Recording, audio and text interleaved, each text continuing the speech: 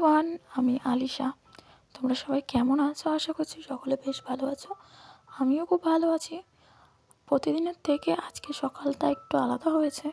প্রতিদিন ওই 6টা-7টার মধ্যে ঘুম ভেঙে যায়।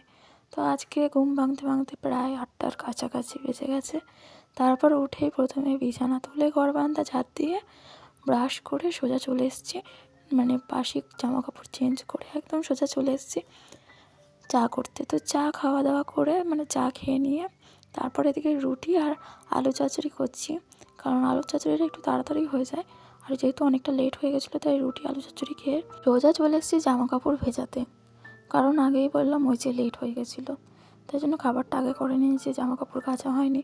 তারপর এখানে যে রান্না করেছিলাম সেই বাসনগুলো ছিল সেগুলো ধুয়ে নিয়েছি।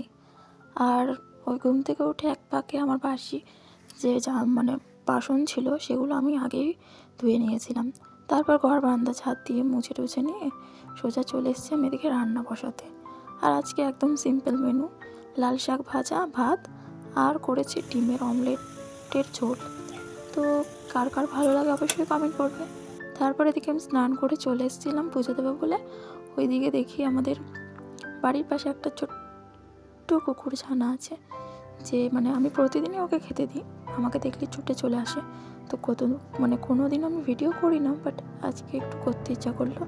তারপর এদিকে আমি পুজোও দিয়ে দিয়েছি, আর পুজো টুজো দিয়ে খেয়ে দিয়ে শুয়ে পড়েছিলাম। তারপর সন্ধ্যা দিয়ে দিলাম, যেহেতু সন্ধ্যাও হয়ে গেছে। তারপর যে জামা কাপড়গুলো কেচেছিলাম সেগুলো একটু ভাঁজ করে ঠিকঠাক করে আলনায় রেখে দেবো। আর তারপর এদিকে চা বসিয়ে দিয়েছি।